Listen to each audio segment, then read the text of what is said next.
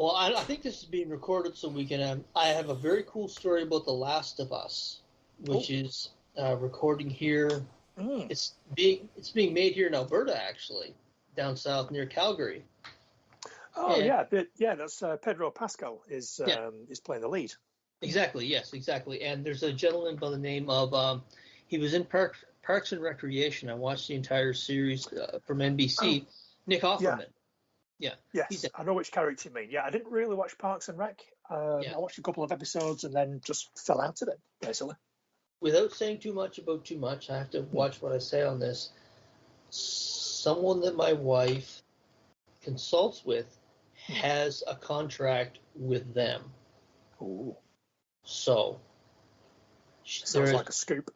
you can put in requests for autographs Oh, with just through that. So I have put in a couple of requests for autographs, and there's a possibility of a meeting of the one person that I put in a request for. So oh, this is going to happen in the next 4 months because I guess they're coming back in March. The person that I'm looking to talk to or get an yeah. autograph from is coming here in March to do shooting.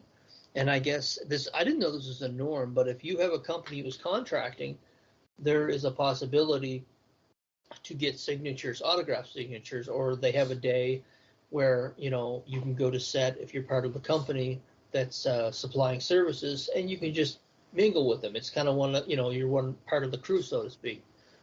So Sue has put in a request for two, actually, two of the actors, and if you take a look at the cast, you'll probably know who they are that I'm speaking about. There's And probably only two I can think of that you would actually want to meet and get an autograph of.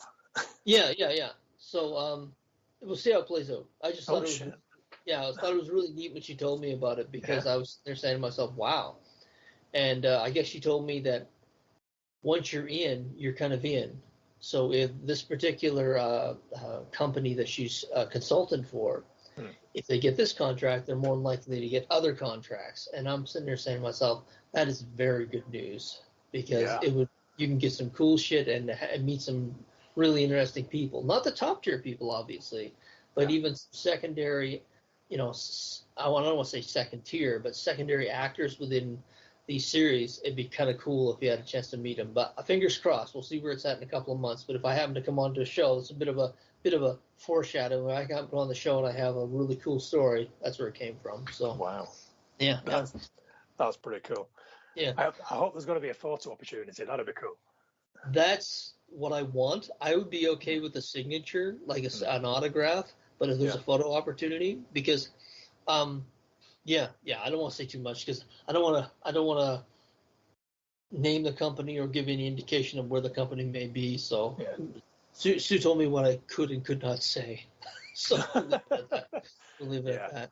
Yeah. Well, this is recording, so I'll make sure John just cuts all this out. Don't let No, it go out over. I have made a point of not mentioning anything and Hmm. being as bland as possible, no names. Yeah. So, but Yeah. I thought when she told me that, I'm thinking that's pretty fucking cool. That could be an interesting couple of years worth of memorabilia if I had a Oh, chance. sure. Yeah. So you're gonna Well, watch. So you played the video game, right? yes, I have. Yes, they've done two. They've Last of done Us two. 1 and 2. Yeah, played them both. Yeah, Okay. yeah, they got it's very very much like a Walking Dead type video game. Um, Instead of zombies, people are infected, Yeah. and they're not actually zombies. They're almost like walking plants hybrids who Okay. give off spores that will infect you rather than just Okay. simply being bitten.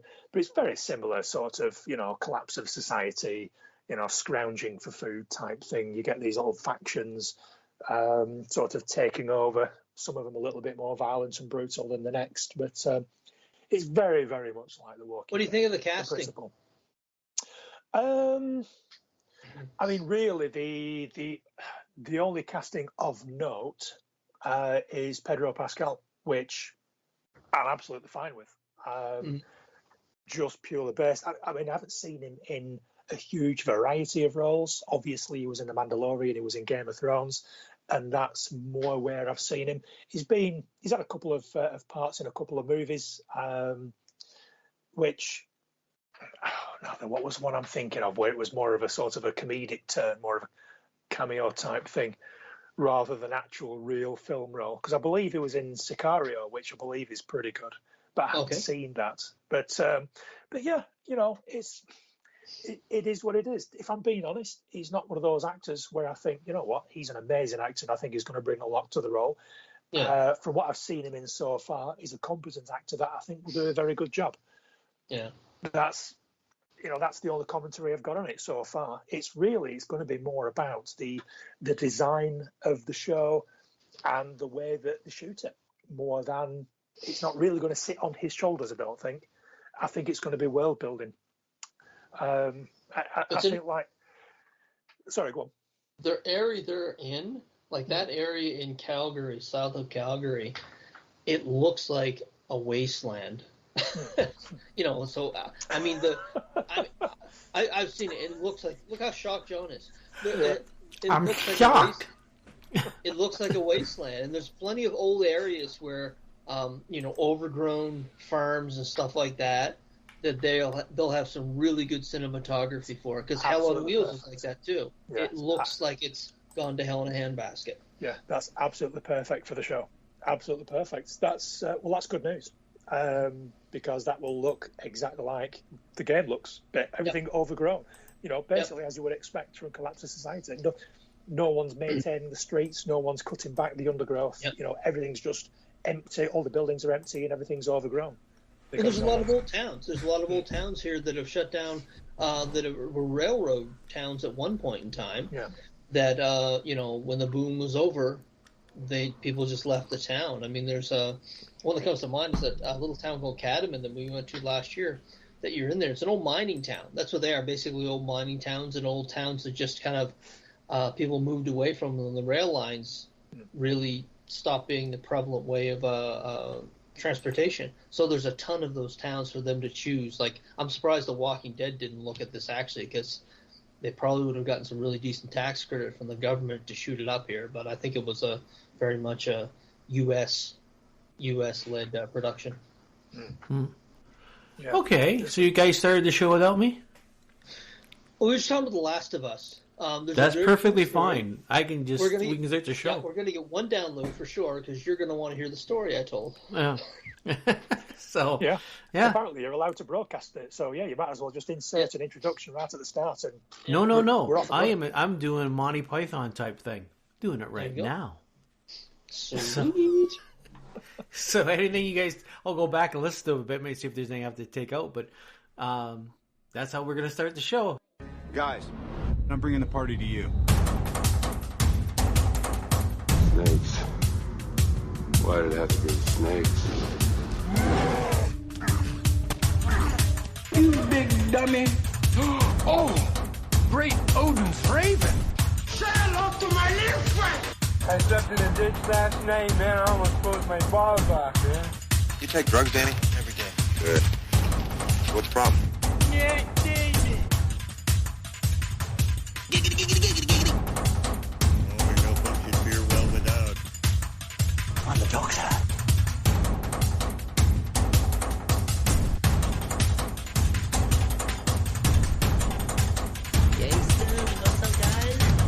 This aggression will not stand, man.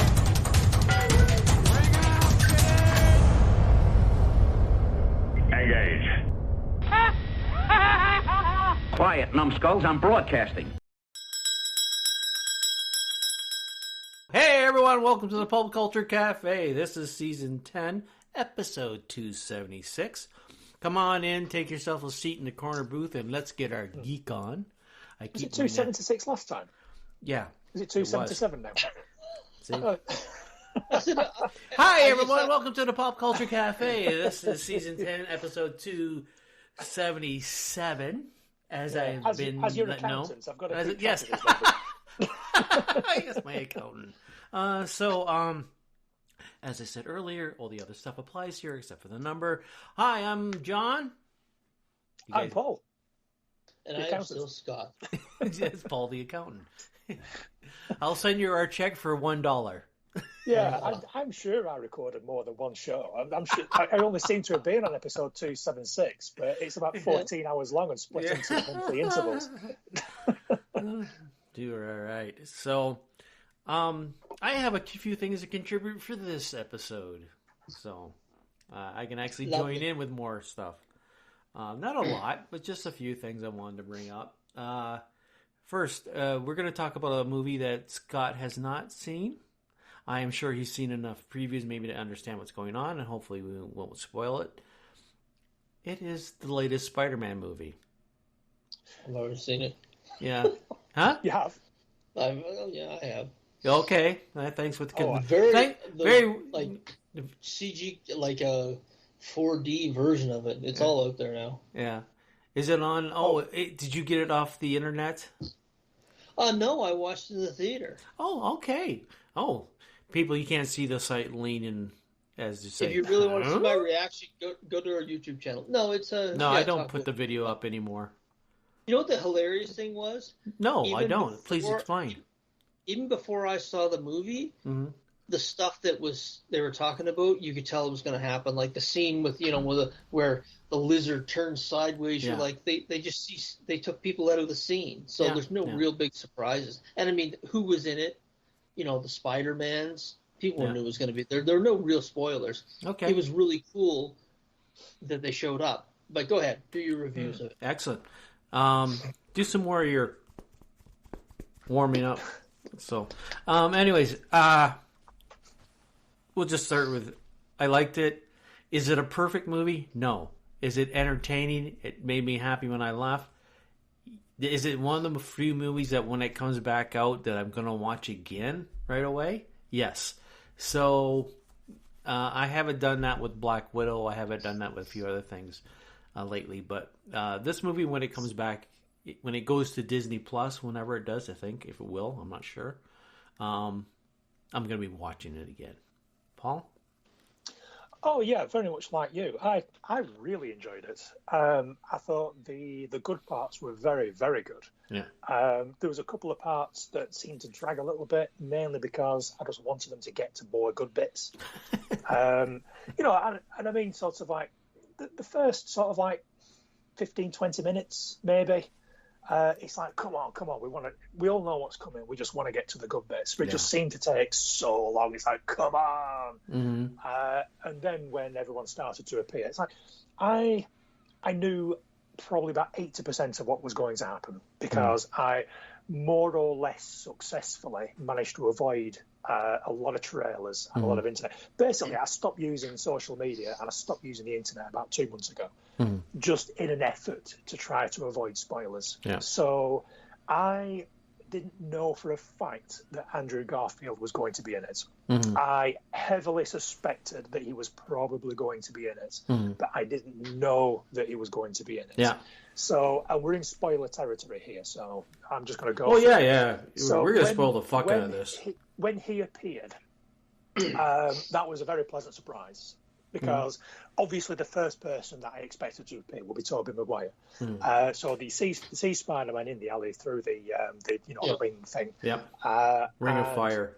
Yeah, and you sort of like he's very dark and you can't tell, and it's like, hang on a minute, that doesn't look like Tobey Maguire's mask. And as he's coming closer and closer, like, I'm sure that's the Amazing Spider-Man. That is absolutely Amazing Spider-Man. And then he pulls the mask off. It's like, yes, I am so pleased that they got him. So pleased, because I think not because I'm a huge fan of the Amazing Spider-Man movies and not that I'm a huge fan of Andrew Garfield. I think that it's one of those types of films where you're either going to do it or you're not. Yeah. You're either bringing everybody in or you're not. I don't think there's half measures. Yeah. I don't think you could have pulled it off with just Tobey Maguire. It wouldn't have really had the same impact. I think having them all on screen, I think really made the movie something special. And again, not because I'm a huge fan of The Amazing Spider-Man, not because I'm a huge fan of the original trilogy, which was very, very okay. It has some really good parts to it. But generally speaking, I'm not a huge fan of the original trilogy, but just having them all there, having all the bad guys in and telling that story, and also going further by wrapping up some loose ends or even sort of tying things up with Tobey Maguire and Andrew Garfield's character. I think it made it a really special movie. Yeah. Like you say, not perfect. It was very, very good. But the moments that were the really high points of the movie were absolutely triumphant. Yeah. Really outshine those moments that you did. You were kind of like all those individual scenes that the high moments. Yeah. So well done, and you enjoyed them so much that the other scenes just like you almost forgot about them. Right. Yeah, exactly. Like the end, like the finale sequence. Yeah. It's like when all three of them went running off the end and jumped and somersaulted into the air and were webbing along. It's like that was impressive. I really like that. Massive smile on my face. Yeah, me too.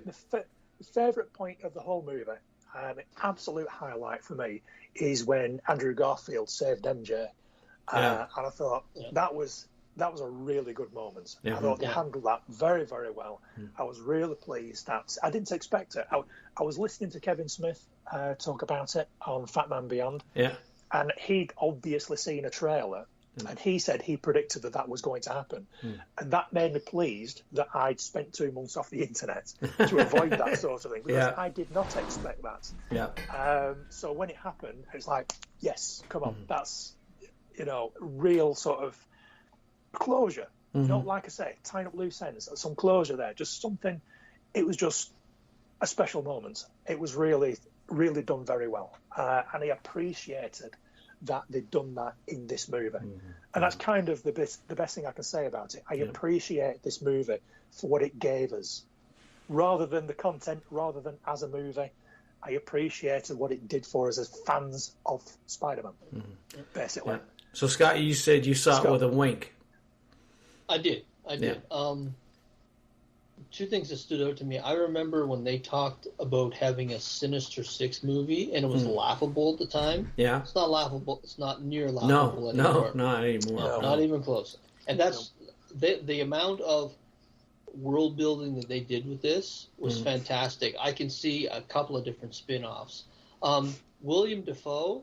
Yeah. I was just thinking that as you started talking.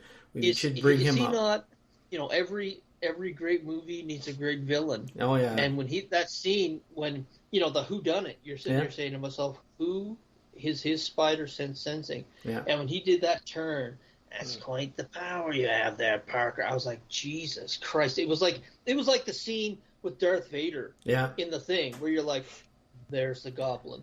And it was just so well done. And it's funny, I saw an interview with he and Alfred Molina, and he said one of the conditions he had to come back to the character, he wanted to do the stunts.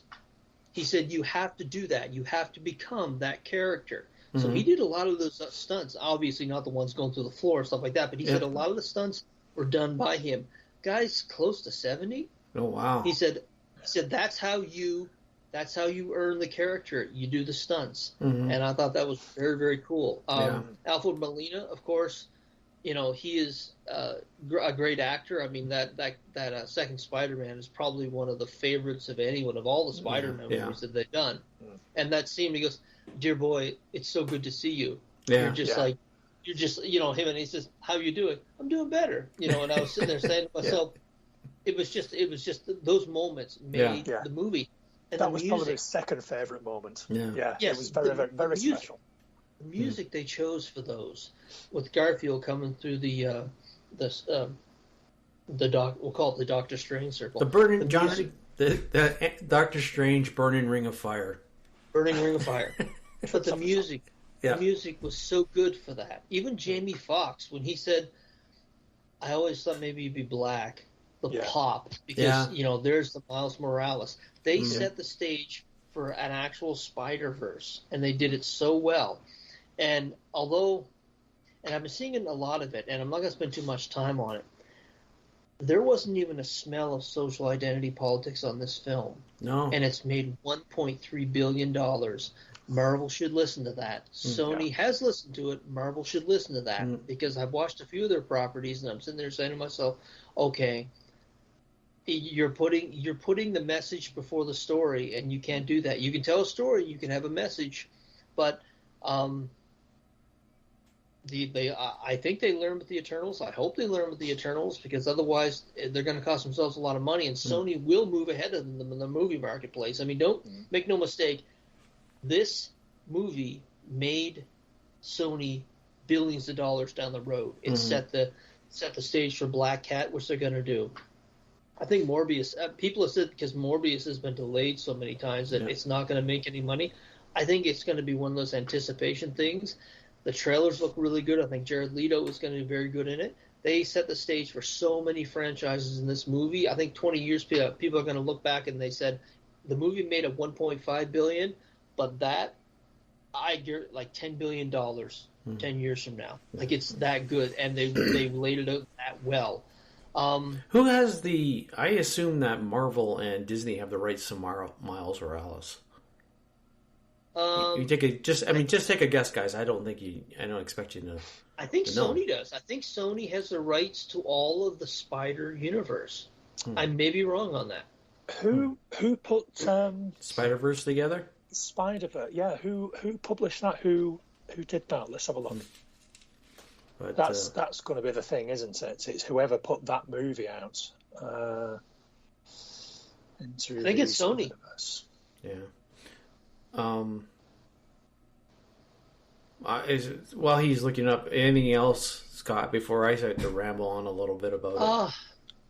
The CGI was well done. Yeah. I thought it was paced decently. The scenes, the big scenes, you were like, okay, you were happy when you got there.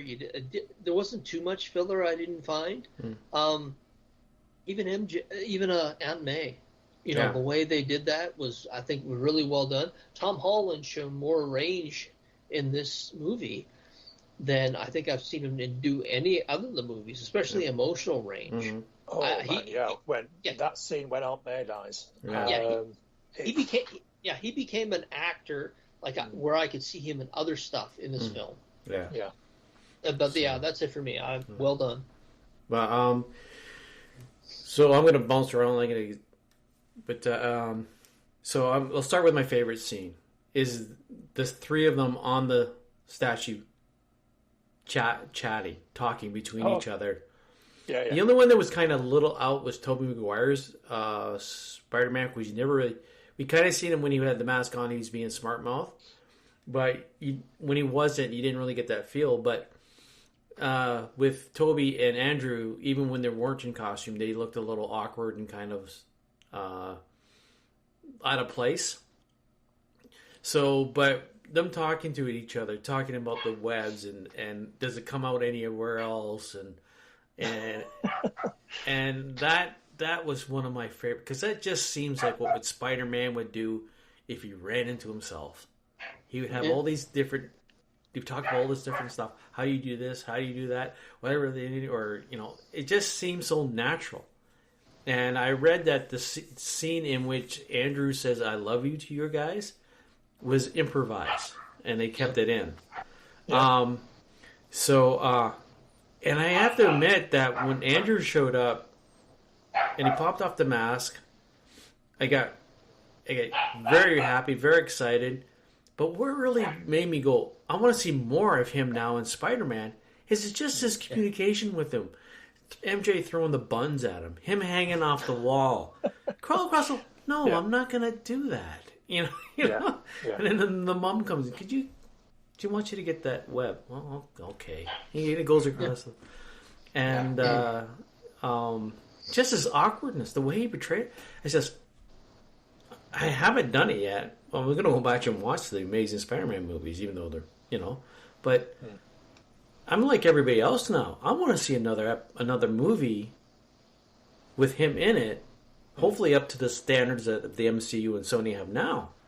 Yeah, I think they could do something really good with it, and that was one of my favorite parts. I mean, once I seen him, I kind of assumed that Tobey Maguire would come in. Unlike you, Paul, the first Spider-Man is still my favorite simply because it was the first. It was the first time I got to see Spider-Man on there. I really like them. They're not sort of favourites of mine. I don't have a real... That's all I'm saying. The first one is my favorite. Yeah. Yeah. So, Spider-Man 2 is excellent. But So, but him coming out talking and then shooting the web out, and they're freaking out because like, that come out of you, you know. His interaction and you know, MJ saying his name, and all three of them, yeah, what? Oh, you know, I'm Spider-Man 1, I'm Spider-Man 2, and then the other thing about Andrew, I think he outacted the other two in just his scenes. When the emotion, the range, talking about Gwen and his father, and then when he caught MJ, and he stole the movie in those scenes. I agree. He stole them. I don't know why I'm forgetting names, but that's just because I'm old. But the Goblin, we just talked William about Dafoe. him. Yeah, William Dafoe. I'm telling you, if they had not had him being the bad guy, it would have been so bad. He was so good. So you didn't want him to be good. I mean, just his face alone when he did it without any. It's almost comparable to Christopher Reeve when he was playing Superman. He slopes down and he stands up, and it's almost a transfer right there. The same thing with Dafoe and the face. He's just William Dafoe, and it's only he makes that face, and it's like, you know, they CGI'd his face, but he didn't. It's him. I like the soft reboot. It was such a perfect way to reboot the series without having a major. We don't have to recast. We don't have to do this, and we don't have to do this again. We've been able to reboot Spider-Man, and we can tell fresh, brand new stories because no one knows who he is. He's not relying on Tony's gadgetry. It's just him and what he can think of. It doesn't actually have to be in the MCU anymore. No. Because nobody knows who he is. He can just sort of stay out of it. Yeah. Sony could pretty much just say, well, fuck off, Disney. Yeah. We don't need you anymore. But that would be a mistake on their part because as much as they like to say it's us, I still think that without Marvel involved in some degree, the movie would not be as good simply because I think they don't have the talent on their side to tell a really good story without Marvel and Feige involved. So for me, the big test is if they do it without them at all. Yeah. To see how they do. What else? Oh, the having that line showing that this is not the same universe. It's the main universe, but it's not the same one. With Aunt May giving that line of with great power with great responsibility. Yeah. Am I disappointed I won't see Melissa Tomei anymore on there? Yes. Yep. But she did a great job.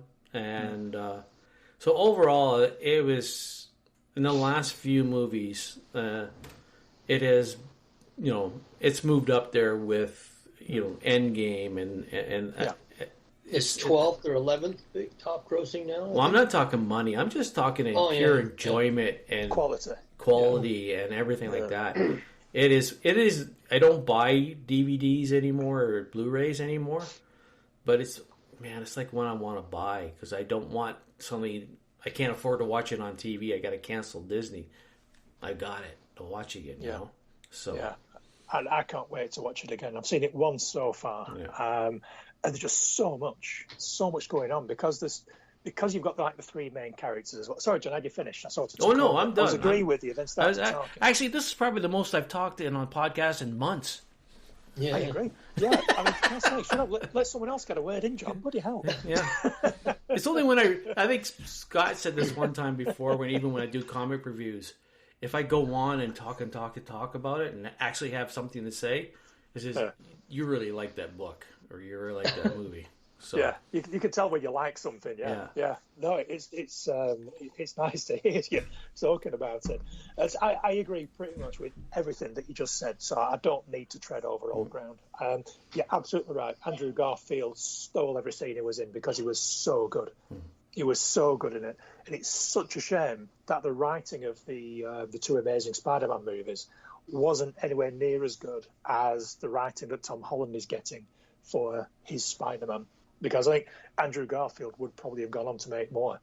And you can see the difference, basically, if it was the writing and not the actor. Because if Andrew had that writing, so you can blame not Andrew for the failure or success of those two movies.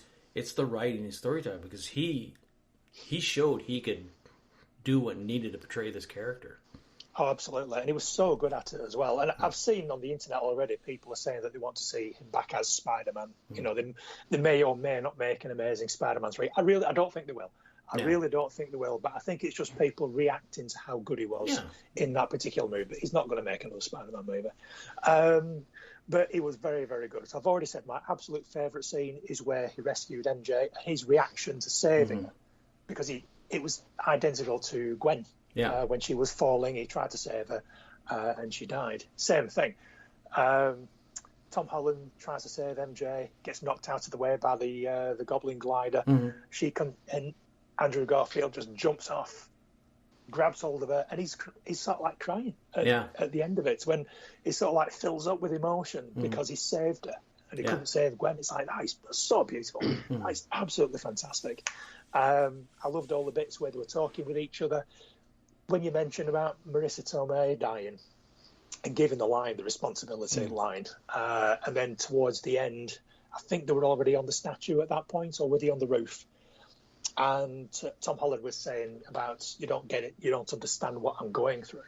And they were all, and then all of a sudden it's like, with great power, and then the other one will finish off the line. And it's like, Uncle Ben told me that the day that he died.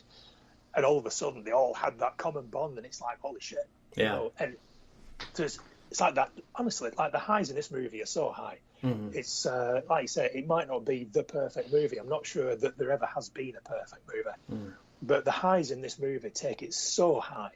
It just, I can't wait to see it again. The only other scene that I want to mention that we haven't touched upon yet is Matt Murdock, obviously. Charlie Cox back as Matt Murdock. Obviously, there'd been rumours, there'd been leaks, there'd been spoilers. Like I say, I took myself away from the internet for the past 2 months. So I knew that he was rumoured to be in it. I knew that they confirmed that Charlie Cox was going to play Daredevil or Matt Murdock again in the MCU at some point. Kevin Feige had come out and said that. Now, the scene that he was rumoured to be in was when they were in the police station being interviewed, and the rumour was he was going to be the lawyer. That's his elbow. That's his elbow. That's right. Exactly so. Exactly that. So when that scene came and went, and he wasn't in it, and that, I thought, well, that was the scene he was supposed to be in, and he wasn't in it. So I wonder when we're going to see Matt Murdock, and he was in immediately afterwards. As soon as they cut to the interior of the apartment block and he slammed the cane down, I was like, oh shit, here we go. That's the cane. That's the cane. He's breaking up. He's all excited. That's such an. It was one of the top scenes in the movie because of the content. That was such an important scene to me. That big smile. I know, eh? That big smile. God, he looks so happy, and he's keeping it right like that too. You froze up on this end, Paul. So always is this big smile on your face. There you are. You have this big smile on your face as you froze on this end. There you go. There you go. Right. Am I back now? Yeah, you're back now. I can only see John. Is everyone else still in? Yeah, I froze up. When you hit everything, you knocked everything out of sync. So I broke the internet. I broke the internet by slapping the arms of my chairs. So I don't know how much of that after you heard that, but it was a groundbreaking moment. Yeah, it was. So essentially, it's just that confirmation that our Netflix characters are in the same universe as the MCU, and it kind of just the promise of what might happen is enough for now. Yeah. And it was just that validation, just that confirmation. But it was really cool when he caught the brick. Because they both reached out to catch it. But Matt Murdock was quicker. So not faster, but he was as quick as Spider-Man. Well, he was closer. Yeah. They both reached out at the same time. But he was closer, so he caught the brick. Oh, they said, how did you do that? Yeah. And there was just that beat for like 2-3 seconds. Yeah. I'm a really good liar. Oh, God. I absolutely love that scene. I love seeing him back as Daredevil, just for the promise of what's to come. Well, that's the thing. When I saw it, I saw the cane, but until I actually see Charlie Cox, it was like, okay, all right. Oh, it's him. Oh, and there's a few people in the audience, and I went, yeah, they were really excited to see him. And that's the thing. It was a combination that Daredevil in, but it was Charlie Cox Daredevil. Yeah. It wasn't somebody they pulled in from somewhere else. It was him. They gave us what we wanted. Yeah. Everything in this movie is to give the fans what they wanted. But it wasn't. There's another movie that gave the fans everything they wanted, but it sucked. It didn't pay off as well. There was another movie. They basically pandered to the audience. Star Wars. I don't know if it was the first one or the third one, but they basically pandered to the audience, but it didn't really work as well. This one, they gave everybody what they wanted, and they did a great job of execution on it. Yeah, so. yeah, 100%. Yeah. How about you, Scott? You've been waiting very patiently to give us your favourite man. Just a few points. The return of Andrew Garfield and Tobey Maguire have felt like redemption stories. That'd be a fair assessment. Yeah. Well, for Andrew, yeah. For Andrew, 100%. There's more to it than that. Now, Andrew Garfield, he was doing Spider-Man in 2012. I remember he gave an interview, and he said he had kind of an arrogance to him back in the day. I think they're both a bit more humbled than they were when they were doing Spider-Man respectively. And he's very cocky in an interview, and he said, why couldn't Spider-Man be gay? Yeah. And, of course, there was a group of folks who said there were homophobic people who were saying no, but there were also people saying, wait a minute, there's been no indication that Spider-Man was ever gay. And he took a lot of heat for it. And, of course, his response was, fuck you. He had that mentality back then. And that's one of the reasons why I don't think they did the third one, because the second one didn't do as good as the first one. And every interview I saw him in, he was very cocky and arrogant. And that was only 10 years ago. He seemed much more humble than this one.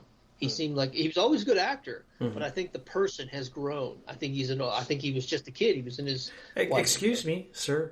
According to woke, you're not allowed to grow and mature. Anything you say at any time is allowed to come back and haunt you, and we can use it against you to ruin you. There is no such thing as growth in the woke. Exactly. He's been forgiven, and that was part of the redemption story. Same with Tobey Maguire. He was a bit of a dickhead as well. He hasn't worked a lot in Hollywood in the last couple of years. There's actually a movie had Jessica Chastain in it. It was about the underground gambling culture in Hollywood, and there was a character who was a complete fucking asshole, and it's been verified through various sources that it was based on Tobey Maguire. He was a huge gambler. Wow. So, both of these, and when he said Doc Ock, he said, "How you doing, my boy?" He said, "I'm trying to do better." A lot of people said, "I know what you're talking about," or they thought that they knew it. Yeah. When I watched it, I was like, "Okay, I know what you're talking about." But this was very much a redemption movie for both of those actors, because when they left the respective roles, they left kind of a bad taste in the public's mouth. Andrew Garfield, obviously it was only like 10 years ago. Yeah. So I think that's why people are like, okay, he's a different person. I liked him as Spider-Man. He's a good actor. I just thought he was an asshole at the time. If he's matured a bit, let's give him another spin. So when I hear the talk about Andrew Garfield as Spider-Man again, I think it's a forgiveness and they never disliked him in the role of Spider-Man. They just disliked the person he had become. Mm-hmm. So I think that's why you will. Honestly, I think you'll see a third Spider-Man with Andrew Garfield, and I really do. If they can get a decent script, I think they'll do it. Well, I've seen memes online of everybody suddenly now because they've opened up the multiverse, that they could take everybody's hope they could take the young lady that played Gwen in the Spider-Man movies, the Amazing, yes, and bring her back as Spider-Gwen. Yeah, Emma Stone. Spider-Gwen. Yeah, I've seen the pictures. The coolest thing I've seen about the multiverse and the potential, and this is something that I think I told you this, John, on Wednesday at the shop. But Paul, there's a scene. Someone steps through, they pan in on his face, and it's Chris Evans. And then he's on fire. Oh shit! Oh, see, that is the look. That is the look. Yeah. And people were saying there's a beautiful description of the scene. I was thinking, damn it, I wish you hadn't told me that, because I would have had that same Paul, a whole movie theater full of that look. Yeah. Of Chris Evans. Shit, can you imagine? That would be incredible. That would be awesome. That would be awesome. You'd expect him to be Steve Rogers. Yeah. And then he'd just flame on. And everyone like, oh my. Yeah. It would be like, boom, their head would explode. So there's so many opportunities. Jesus, that would have been the moment. That would have been the fucking moment. It may be the moment, so let us never speak in the game. There's only a small section of groups. There's maybe 250, 300 people that said, that would be very cool. And someone put the picture up. Someone put the picture of Chris Evans with his head in flames, and it was like, people were like, wow, that would be freaking cool. So, wouldn't it just? Wow, that would have been amazing. Yeah, I was listening to a podcast that said that one of the, like the mid-credits scene or the after-credits scene should have been Spider-Gwen. You know, get Emma Stone back to be Gwen Stacy, but be Spider-Gwen. And I thought, that would have been pretty cool. But that Chris Evans. I would have rather have had that. Would have broken the internet. Actually, he would do it too. Yeah, I would rather have had that as a small, the final edit credit scene of that movie instead of the trailer for Doctor Strange. Yeah. Can you imagine? It would have only needed to be like 5 seconds. Yes. 5 seconds, like, oh shit, they brought back Captain America. Oh no, they haven't. Oh, yeah. No. Like in that Ryan Reynolds movie, Free Guy, is that what it's called? Yeah. Where Chris Evans goes, what the shit? We're using the Captain America shit. Yeah. Same idea. Just a 3-second clip of him just flaming on. Oh my God, people would be just jizzing all over the theater. Oh. You wouldn't even have to use the special effects. He could have just said flame on off camera, and then just shone an orange light on. And everyone going like, oh. Any of that would have worked. I mean, it would. And when he opened his mouth. Because Chris Evans is so closely tied to that Avengers Assemble. Yeah. When he opened his mouth, people were expecting Avengers Assemble. When he said flame on, people would be like, oh, it's huge swerve. Oh, massive. That would have been massive. Holy shit. I want to say that now. Yeah. I was going to say, best cameo you'd never seen. Fuck me. Well, that's the best movie moment that we're never going to get. Everything else is absolute shite compared to that. I think if we do, whatever theater we're sitting in, we're going to turn to everyone. We thought that. We talked about that years ago. Where are they? Oh. Yeah, that's right. Yeah. When you publish this podcast, I'm going to download it and keep it on my phone. So that when that happens, I'm going to play that. It's the three of us. So look at that. Yeah. Count it. Yeah. What's the date today? Is it the 7th or the 8th? 7th. It's the 8th. It's the 8th. Yeah. 8th of January, 2022. Pop Culture Cafe. Sorry, Chris Evans as the Human Torch. Back. We nailed it.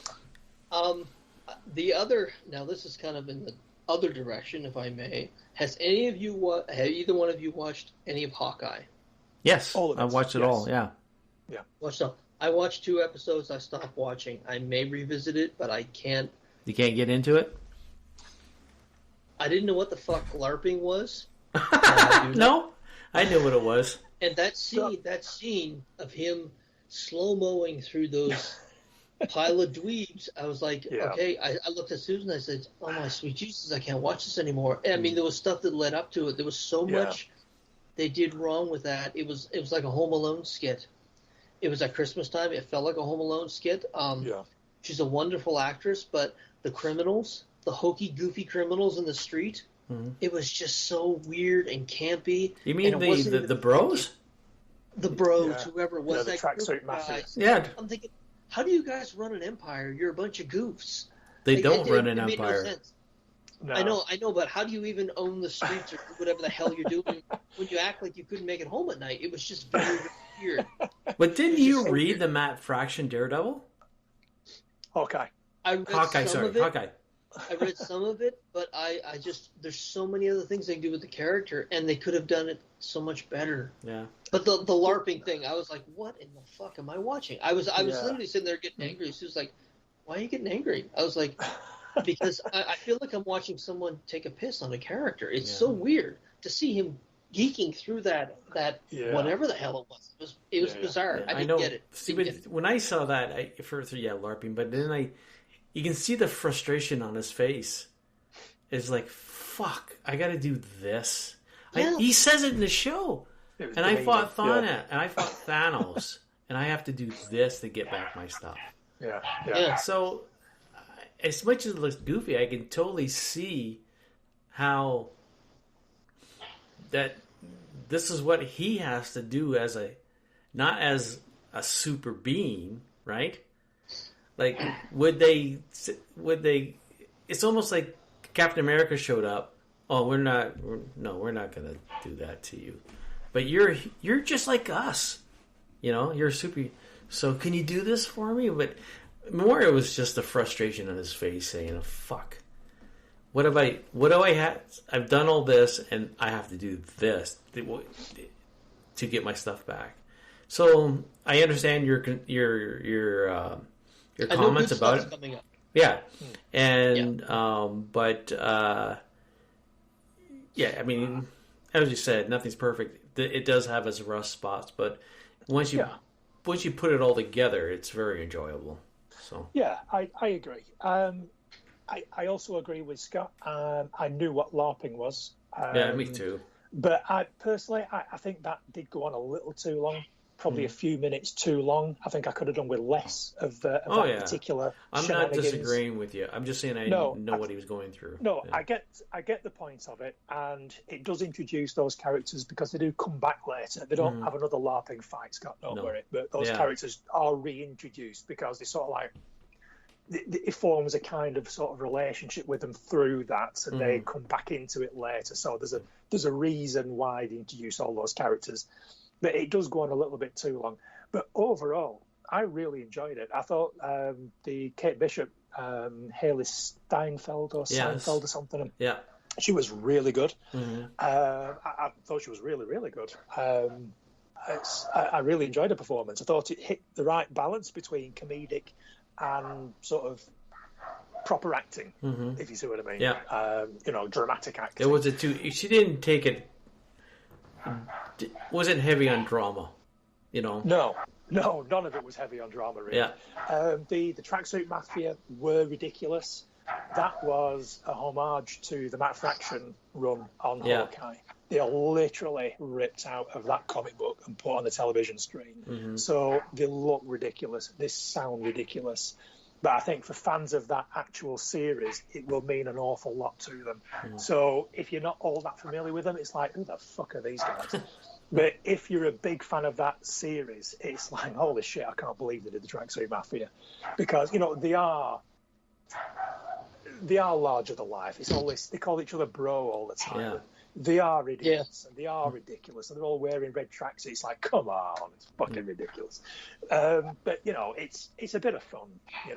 It's just because it's just playing that homage to the comic book, which it really borrows a lot from. Yeah. But altogether, I agree with John. Altogether, taken as a whole, there are some cheesy bits. There are some bits that don't quite work quite so well, but generally speaking, it's a really good show. Watch all 6 episodes, and at the end of it, you'll be thinking, you know what, that was a good show. Yeah. Not as good as I was hoping it was going to be. It's better than Captain America and Winter Soldier. In fact, I think it's probably the best Disney TV show so far. Maybe I don't know. I think Wanda. Yeah, not quite as good as WandaVision, but I think it's better than Loki. I think it's better than Falcon and the Winter Soldier. I know, you got to go kill a dog. Yeah, I'm going to go kill a dog. I'll be back. Yeah. So I would definitely recommend it. I really enjoyed it. I really enjoyed the finale. I really enjoyed some of like the nods and hints and Easter eggs, and obviously it's no secret now that Vincent D'Onofrio plays the Kingpin in it. Yeah. So that was great to see him come back in. Well, this is good. We can talk about this with Scott not here. Oh, here he comes back. Did you have a little bit of a hard time accepting that version of Kingpin? Did he seem a little off from the MCU? I mean, from the Netflix series? I think mostly because he was wearing a Hawaiian shirt half the time. That was an interesting design choice. I don't know. Well, apparently that is from the comic book, Daredevil comic. I was going to say, I assume, because I think they were talking about it on the latest Fat Man Beyond, where that is a look from the comic book. Yes. Because I think Kevin Smith said it was the Kane. So he's associated with the Kane, that particular Kane. The white suit, obviously, but the white fedora was new to me. I was not familiar with that. Hawaiian shirt, not really familiar with that. And more of a sort of like black and white three-piece suit. That's sort of how I imagine the Kingpin in the stories that I've seen him in. So it was odd. It makes you wonder whether it's a slightly alternate universe to the Netflix universe. Yeah. I think it must be. I think it must be slightly adjacent to the Netflix universe. It's not exactly the same character. That's all I can think. They were just differentiating it somehow by making him look and act slightly different. They said, or I heard rumors, they'll say just rumors, that after Vincent D'Onofrio got the job of Kingpin, he slowly, I think Scott told me this, he slowly got into the books. And he real deep dived into the character. Right. And I read something that he told them or requested that he wear that Hawaiian shirt because it was in the comic book. Right. Well, in the ones that he read. Yeah. And the ones he read. But it sounds like he's really identified with this character. And it's one of those, where actors are their job is to portray different people, but some lock into characters that they want to keep playing all the time. And it sounds like this one's one of them, and he wants to keep playing Kingpin. Yeah. Well, it's like, what's his name? The guy who played the Punisher that once. Dolph Lundgren? No, the one after that. Thomas Jane. Yeah. Thomas Jane. He really loved the character. I think he did a similar deep dive. I think he really loved the character, and he really fought to bring him back, and he wasn't successful. Yeah. But I think you're right. I think sometimes characters just or actors just really sort of they click, don't they? I think they really just associate with a particular character and just love the character, love playing the character. Would love to see it develop and go further. And I think Vincent D'Onofrio has that relationship with the Kingpin. Well, it sounds like John Bernthal has the same connection with the Punisher. Yes, indeed. But I mean, that's just how much of it's promotion, how much of it's bullshit, or how much is real, you have to take here and there. But so far, it sounded like the people that were involved in the Netflix series really enjoyed playing their versions of those characters. And they really wanted to keep playing them to some degree. Yeah, exactly. And I like to think it's the way that Marvel treats these properties as well. It's not just fuck it, it's just a comic book character. I think they take it seriously, don't they? Like they want people to really play the character, really try hard, do a good job of it. It's not just, fuck it, it doesn't matter because it's a comic book character. Yeah. There's none of that. Yeah. It's treated with importance and with respect. Yeah. Here's a question. Quick question. Okay, the Netflix characters were obviously very successful, well written, well crafted. Do you think that Disney has a bit of an uphill battle to bring that kind of quality to these characters? They have an uphill battle keeping the quality of those characters from Netflix because they're a family oriented. Exactly. System. That's the uphill battle. I don't think they'll be able to do that. I mean, we were talking about Kingpin and how I felt when he appeared, and it's I had a little hard time because there was something off. I could tell right away there was something off about this Kingpin. I heard how he got taken down in the finale, and I'm sitting. You went toe to toe with the Punisher and Daredevil, and a lot of people were like, "What the fuck?" And I do know that about it. Okay, but so if you heard how he got taken down, it was an explosion. It wasn't her. If that's what the... I never saw it. A few people were like, it was a 2-minute battle, and she took it to him pretty good. No, would that be a fair assessment? No. Okay.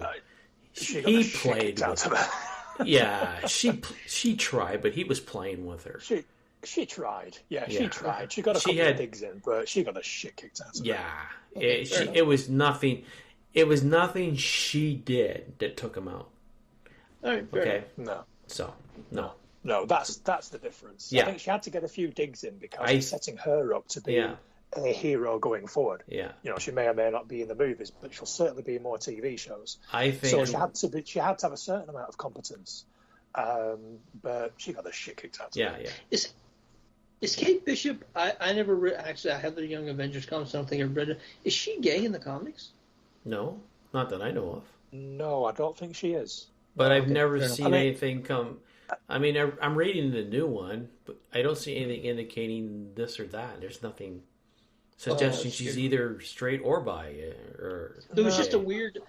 In the first 2 episodes, it was just a weird. Her mom, she was going to a party, and her mom says, "I put a red dress out there for you on your bed." And next thing, she's wearing a tuxedo. And I was thinking, it's weird. It was like. No, it's almost like they said specifically a red dress. I was thinking, what was that? No, her mother likes red. She was wants it just to... a wink? What? No. I don't know what that's. To be her just giving a fuck you to her mum. I'm not wearing what you want me to wear. Yeah. I think people are reading too much into it. Yeah. It was just.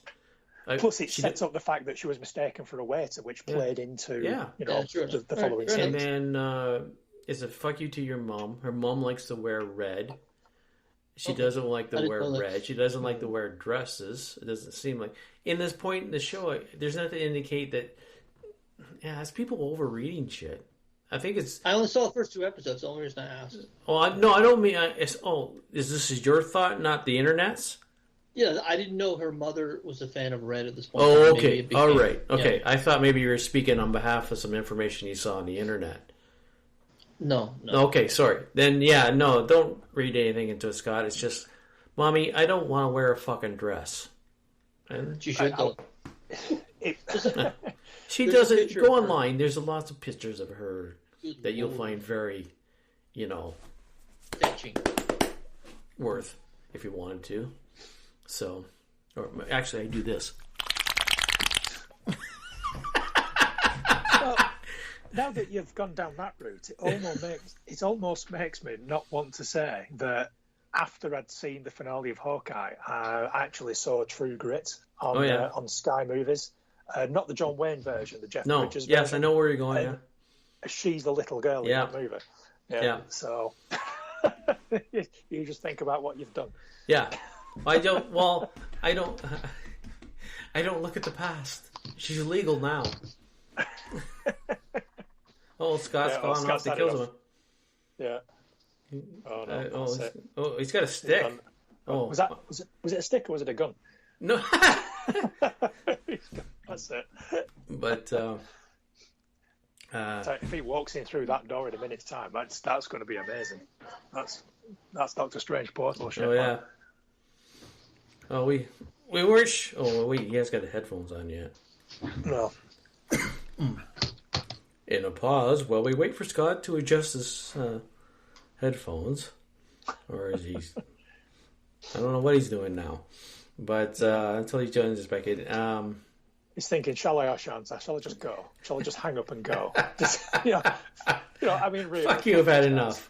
Yeah, so. I've just taken a load of shit just for saying something about it. Right? Yeah, I was just thinking the same thing. Yeah, I asked a simple question, and next thing you know, I've got these two guys having a go at me. Yeah, Z&M. So, so we weren't sure if that was a stick or a gun you went out with there. So,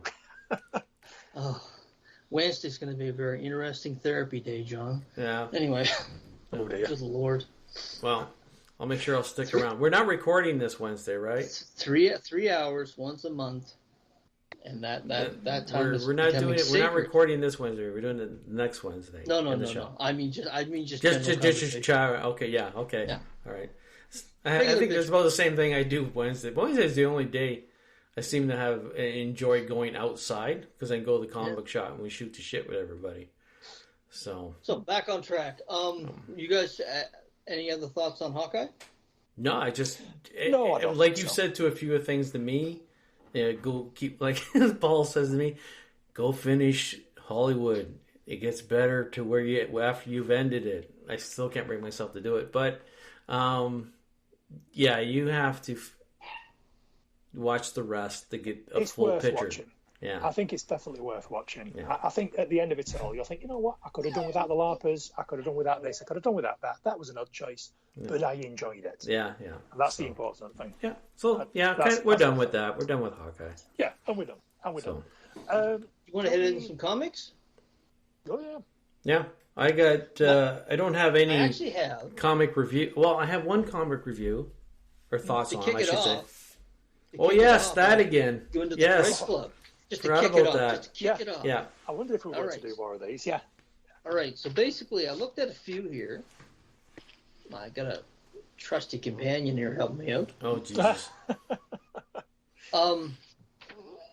Yeah. I don't know. Did I do Amazing Fantasy the last time? The first Oh shit! appearance I didn't of write it Spider-Man? down, so I can't think tell you you. did. You did, okay. I think you did. Okay, fair enough. I mean, I can't remember what it was. I think you did. Oh, here's one. The first. Now this is important because they're doing the movie for HBO, Blue Beetle. Oh, it's like on HBO. Yeah, I Oh, think okay. It's got HBO Max. What was the first appearance of the Blue Beetle worth in 1970? Now, this is obviously it had no following any kind. It was just released as a comic, and this is 1955. It was actually released, so it wasn't even in the DC. Well, yeah, it would be the DC universe, so they'd be running regularly. But Oh wow! I don't think anyone would have given a shit about the Blue Beetle in 1970. I was going to throw $50 because it's the only thing that popped in my head. Really, first Yeah. thing that popped into mind was $5, and I think I'm overpricing it. I think it's you probably are 65 cents.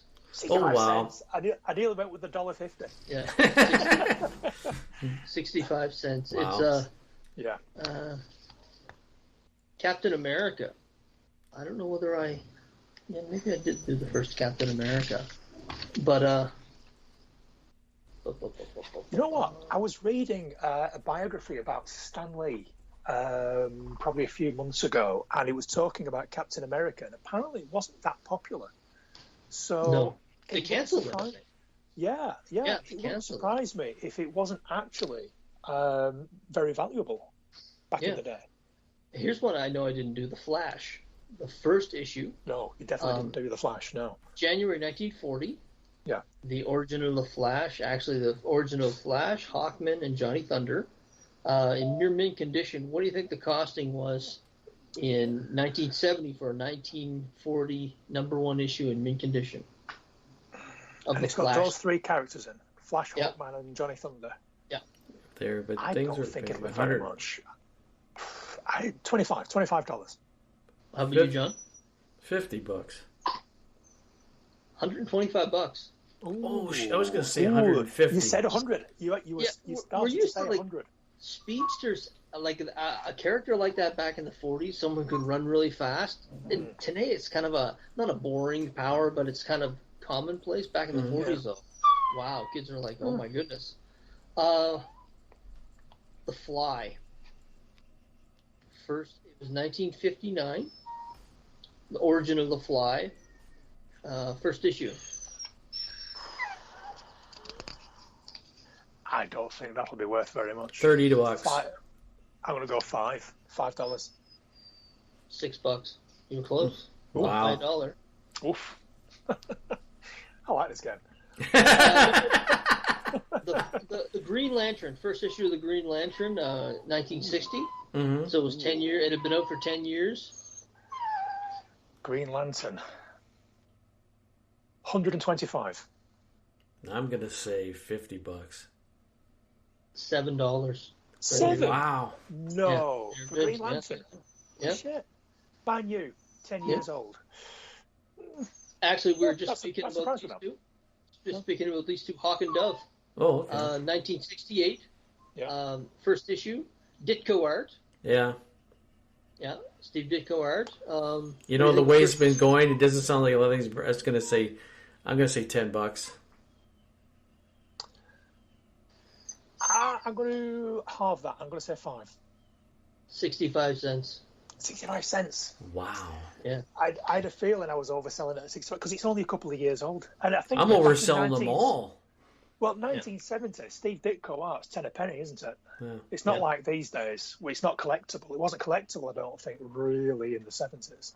The Hulk, first issue, 1962. So it had been out 8 years. And it wasn't popular. It got canceled actually. So I mean, it wasn't that popular a series. What do you think the first issue in a near mint condition was worth in 1970?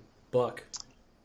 Yeah, you kind of making me want to go low again. It's 65 cents. $14. Oh, 14. Oh, well, good for the Hulk. More popular than that. Journey into Mystery.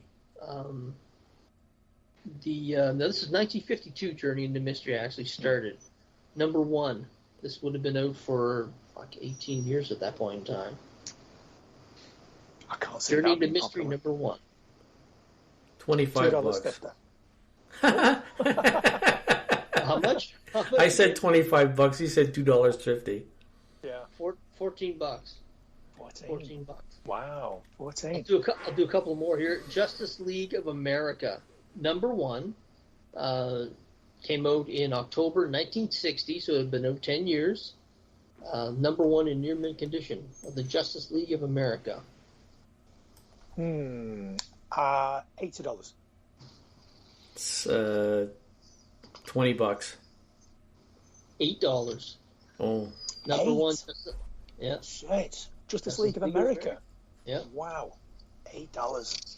Not a lot of money on that.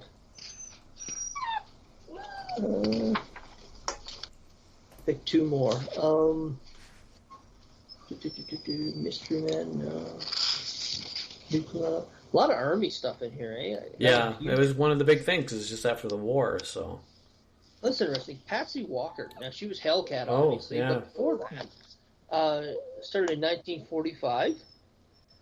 Patsy Walker, actually, the Patsy Walker series started in 1945 and went to 1954. So the first issue was in 1945. And in 1970, what do you think a near mint condition that you could buy it for? $1. I'd probably go the same, to be honest. $2.50. Oh, So it was, wow. It was pretty reasonably priced. Yeah. Wow. Here we go. Rip Hunter Time Master. Legends of Tomorrow character. 1961, so 9 years beforehand.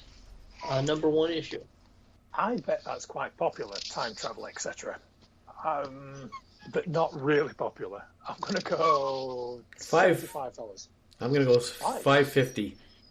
$1.50. $5.50. $1.50, you said? $1.50, yeah. Is that all? I thought that'd be more popular. Back in those days, I thought that'd be more popular. Well, okay. I think I've pretty well gone through it all, so. Okay. Yeah, comics. That's really interesting. I like doing that. It's good fun. Yeah. I might look at some, I think I'll do it one more time, but what I'll do is I'll look at some of the Looney Tunes and Richie Rich and stuff like that. Because there's a lot of that kind of stuff. Oh, yeah. There's going to be a lot of that Army stuff, too, so. Archie, Sergeant Rock. Yeah, don't worry. It doesn't matter. Well, at least for me, don't matter if it's Army or whatever, right? Yep. Let's just guess the price what people would pay for it then. So, yep. Okay. I'm gonna be real quick with my review, you guys. So this is a Nocturna. It's it's a special, Blacktop Bill special. Story's good. Artwork is fucking awful. Done. Didn't like the artwork in that? I saw it was different than the regular artists for the series. Fuck. Was it? That's fucking awful. Those specials are a double-edged sword. You feel like they're expanding the universe, but they usually get a newbie artist on it. That's usually their first. It's so bad. It ends with, I think, maybe I don't know if you can see it, Paul, and you're kind of looking there. Yeah, Nocterra. I'm just Nocterra. Sorry, Nocterra. That's the name of it. Yeah. I'm going to look it up on Comixology, as I usually do when you're going through your reviews. But this is a special. Blacktop Bill special. It's not the book itself. The regular series is, the story's good. For me, it is. It's good. And the art is very well done. Yeah. The story, and I have to be honest, you know what? The story does nothing. It just says he was a fucking... It's just very bad man. No morals, no empathy, no nothing. He just liked to kill for the fun of killing. Okay, that doesn't tell fuck all for me. And it ends with Scott Snyder as well. Yeah, and it ends with, I think it's supposed to be a cliffhanger, so you go buy another one. I don't give a fuck. I'm not wasting my fucking money. Christ, that artwork is terrible. I haven't read it yet. No, that's awful. I'm not fucking buying it. Oh my god. So that's my comic review. I mean, I have one just about a series ending, which was great. I love the book. I love the artwork in it. So don't get confused. The book I'm talking that I do like, it's oh fuck, I can't pronounce her name. I had it. This is the book. It's all backwards for you guys. Oh, look, I can't even see it because it's... Oh, is that the Marjorie Taylor one? Yeah, Marjorie Finnegan, Temporal Criminal. Yeah. The last book is Harriet. Great book. I really like this one. Very fun. Can you... Oh, there. You see it better than there. It is. That's got it. Yeah. Even though it's backwards. It is entertaining. The art is good. And that's... I mean, it's just about... It ends up where this guy is pure evil, you know, he's trying to reset everything, and it fucks up, and she becomes the main deity. I'll put it that way. But I notice it's by Garth Ennis as well. Yes, so it's. I mean, the story's great. But it surprised me with, you know, like you said, Scott Snyder on this. It's like, I don't. Why are you wasting your time? Don't even fucking do that book. But the combination of Garth Ennis and Goran Zutsky, yeah. I mean, he's got. I love this book. I think this is one of the one books that I finally can talk about other than Big Man Plans. Yeah. Because it's so if it's good. On the same list as Big Man Plans, then that's high praise indeed. Yeah. Well, high praise for me because I haven't found anything I enjoyed as much as that. No. So. No. So I'm done with those. Say them. That was it. No, I'm doing and trying to think at the same time. That never goes well. But no, I see what you mean about the artwork on that Nocterra. It was pretty terrible, but that's that sort of like scratchy sketch type artwork that I'm not a fan of. You know, when I'm talking about a book and I say I prefer clean lines, clean inking and that sort of thing. That Nocterra book is the opposite of what I like. Yeah. Because that looks just like rough sketches. That looks like it's just penciling. It looks like there's no inking on that at all. It looks like it's just like it's literally just the sketch that the artist has done that hasn't been tidied up at all. Yeah. It's very disappointing. Yeah. You've got a few books to talk about, haven't you, Scott? Well, I've got one, so I can just slot mine in whenever. I mentioned this series to you before. It unfortunately just ended. It's a shame. It's a well-written series. The Hellions. Okay. Yeah. It's one of my favorite series, and you can see from the front the final fate of the Hellions. Yeah. Basically, they ended the series. I know they're doing a soft reboot of the X-Men series, but this was a really well-written series. From the beginning, I didn't know much about the characters. They were kind of just thrown together, but they made them into a team, and the ramifications from this final issue is, it's almost like in a good movie when like in Empire Strikes Back when they had, Han Solo and Carbonite, and the rest of the team is just scattered to the winds. Yeah. They made sure the character development on all these characters. There's Orphan and Nanny and Orphan Maker, Havoc, Wildchild, Psylocke, Empath, who was an original Hellion. And they did a really good job. And Empath is the original Hellion, but the character they kind of made him after is the Purple Man, where he can get you to do stuff. Mm-hmm. And there's something really creepy about his powers. But even in the end, they continued to do character development where everything was back to normal. He was still controlling people. You can see the look on his face, I don't want to do this anymore. So even usually the last issues of series, they just do a throwaway. I think Stan Lee said famously one time, during an interview, it's the last issue, no one's reading it anyway. But they didn't do that with this. It's true. That Spider-Man, the Amazing Spider-Man, that's what he said about Amazing Fantasy 15. He said it was the last issue, so he threw in Spider-Man to get it out of his system.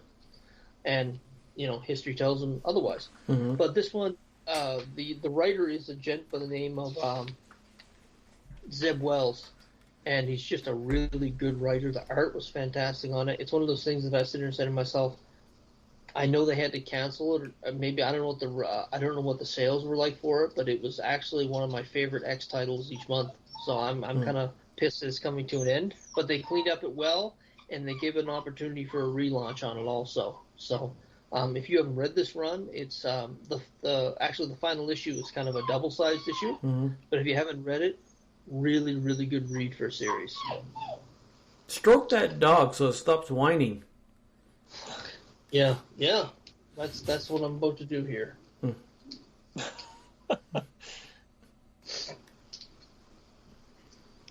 Shall I jump in with mine? While he's stroking his dog.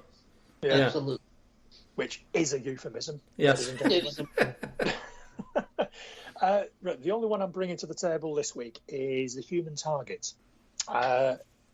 DC comic book, Black Label, written by Tom King. As you know, I read quite a lot by Tom King, but I quite often come to the table with the same conclusion, in that his pacing is somewhat off.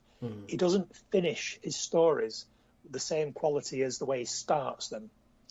So it didn't put me off trying this book, because the subject matter I found interesting. Basically, I don't know whether you know the character of the Human Target, but he's the guy in the DC universe who basically disguises himself as his customer, if you will, and then he takes like a bullet for him or whatever. Yeah. So if someone is being threatened with being assassinated, he's the Human Target. He'll take the place.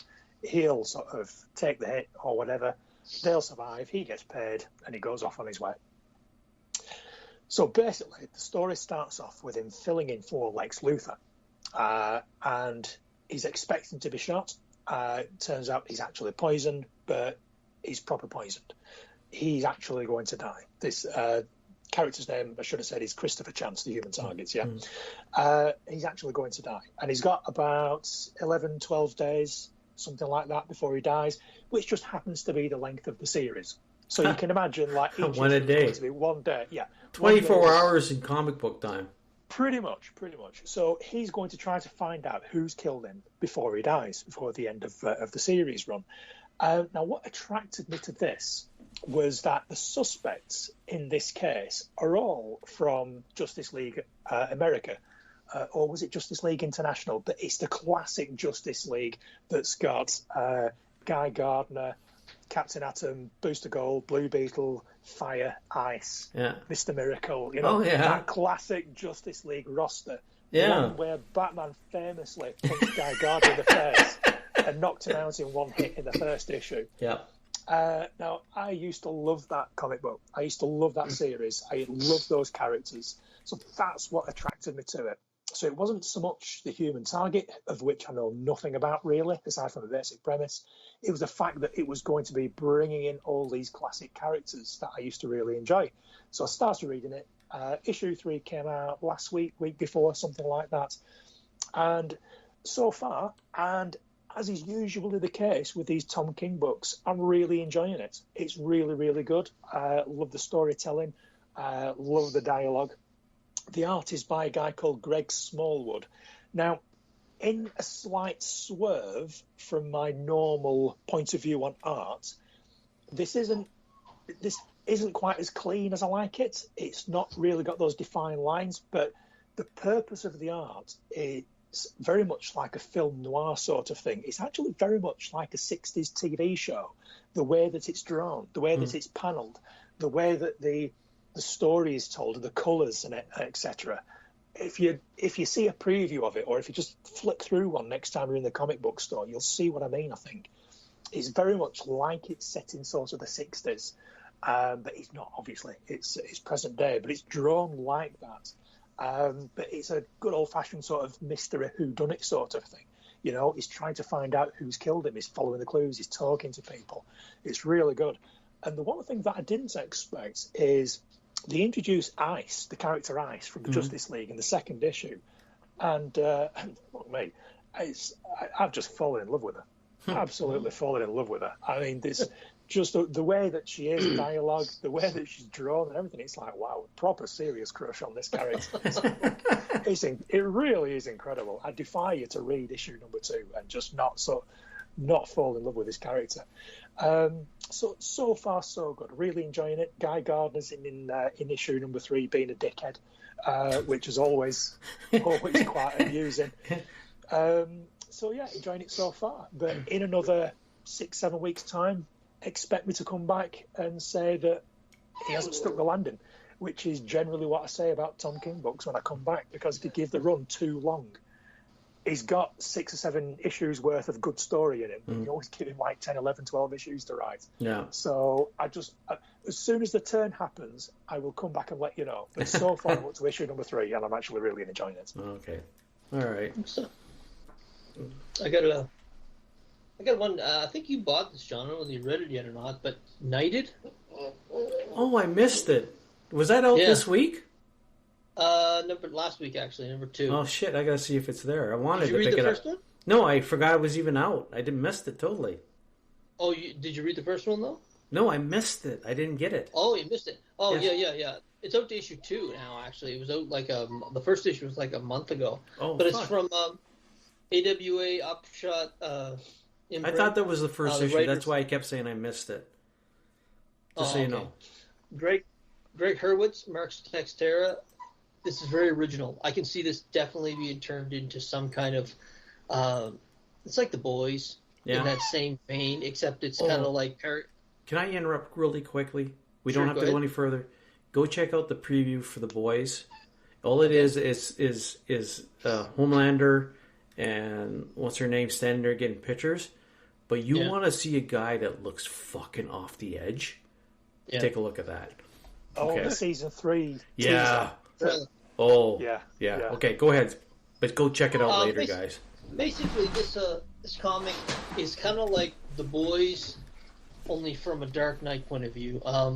Long story short, it's based in the universe that Starkowski. No, that's not the guy's name. Starkowski, the guy who did what's his name? Starsky, the Daredevil guy. No, it's No. I got it. I'll tell you. I'll bring it up. J.R. He wrote Moths. You know what I'm talking about? Did he write the Babylon 5 series? Yes, that's the guy. J. something Starkowski. Okay. Oh, right. Okay. Okay. Yeah, go ahead. Keep going. So basically, the premise of this is that superheroes never die until they do.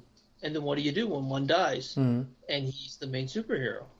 And there's some really quirky characters in there. There is a butler who could absolutely, I believe he even looks like Morgan Freeman. But there's some very zany premises to this, but it's very serious because it's like The Boys. You know, there's a lot of goofy stuff to it, but it takes a very dark turn, and that's what this comic does. It takes also a very dark turn. It's 5 issues, and it's issue 2. It's good. It's good. I mean, every series I've read from this is good. So I think you're going to have to shoot your dog up for next show. I'm gonna have a conversation over this when this is done, but we'll go from there. Okay.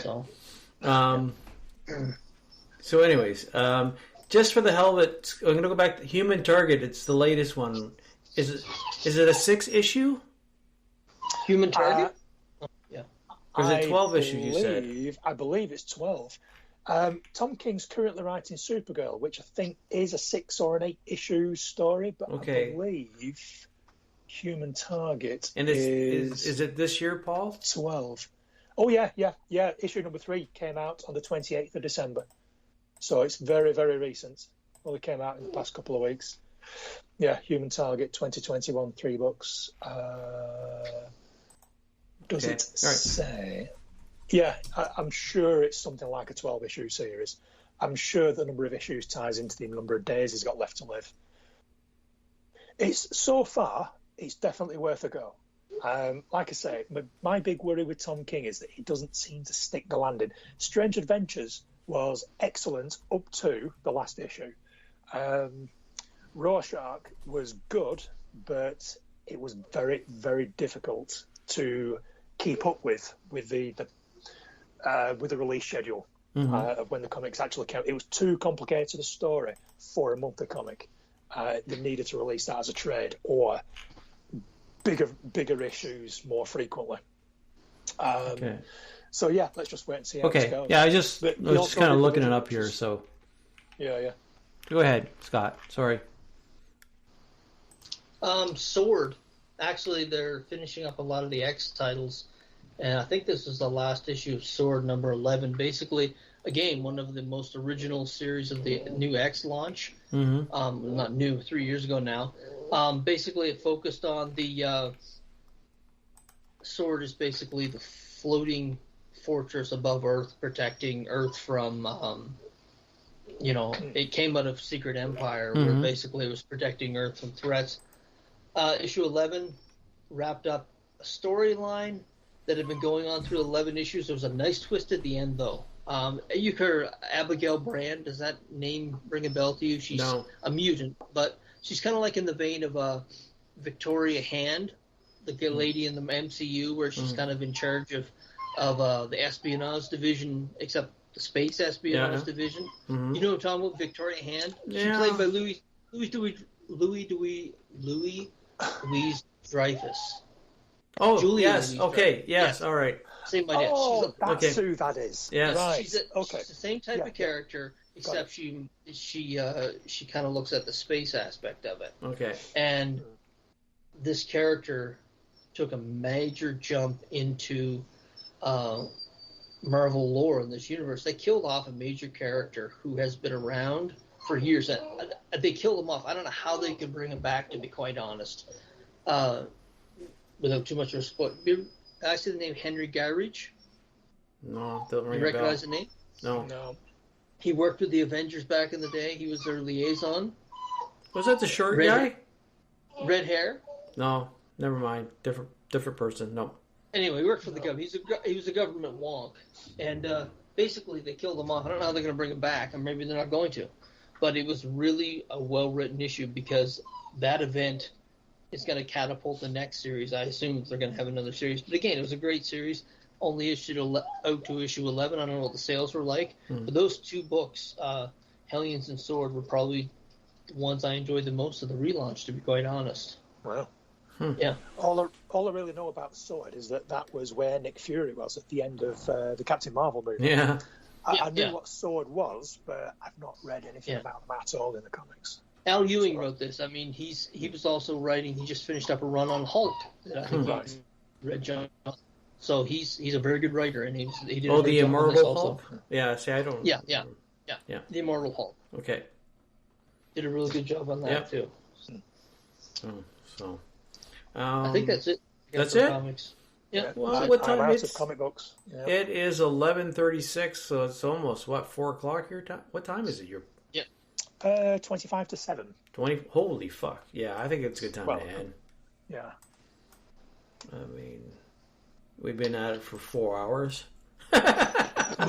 Well, yeah, It actually certainly went 3.5. Yeah. It actually went quick. Like, Yeah. this is the second show where I've been thinking it just flew. Yeah. So, because quality of the conversation, gentlemen. Quality of the. All right, so that is the end of this show. So as I tried to do last time, I am on Twitter, but I don't interact with people. But if you want to join to find out what's going on when the show's coming out or whatever I tweet on the blog, it is TPCCafe_EH. That is the Pub Culture Cafe A. So if you want to join, go right ahead. If you don't, how the fuck am I going to know if you don't? And they're also the blog, thepopculturecafe.com. That's the mail. No, .com. That's the other one's at the popculturecafe at gmail.com. So, okay. I'm done mumbling. Go ahead. I'm on Twitter at accidentman, all one word, _UK. I don't really tweet much. I retweet people who are far more interesting and funny than I am. I like to talk about video games more than anything else in my own time. But I do like chatting about nerd shit and answering questions. So feel free to speak to me or not. Awesome. Yeah. I'm a Scott, capital Scott, Reads, capital R1 on Twitter. Yeah, come see me. Yeah. Show me pictures of your breasts. Yeah. So I'm gonna get like a ton of man boobs in my yeah. DM. Well, that reminds me. When John said that, I mean, we're recording this on video chat via Skype at the moment, but John said he wasn't going to put it on YouTube. And I thought, well, why did you make me take all my clothes off? I had to keep myself entertained. Especially during the recording the first show. I mean, I just sat back and listened mostly. So I had to keep entertained. Oh my goodness. The curtain coming down. Yeah, you're supposed to use some lube when you do that, Scott. All I've got are half full bottles of water, so I can't really throw it. Oh, yeah. Otherwise, I little fella. Yeah. But okay, well, we're going to leave so Scott can go beat his dog and have a lovely discussion with the family. Yeah. So until next time, folks, we'll talk to you later. Have a lovely evening, day, morning, whatever, and thanks for taking the time. All right? Yes. Ciao. Goodbye. Okay. You shut the fuck up. Ladies and gentlemen, my mother thanks you, my father thanks you, my sister thanks you, and I thank you. That's all, folks. Thank you. Come again. I've already peed, so I'm gonna keep myself busy here for a couple of minutes. Yeah, I'm good at the That moment. is definitely staying in. Just pulling myself together for the next show, folks. All right. Hey. Honestly, you mentioned Trisha Hell for once, so look what happens. He's straight in there. Just can't keep his hands I off. made a mess in my pants. Yeah, well, that's exactly what we were talking about a couple of hours ago. Sat in a damp patch.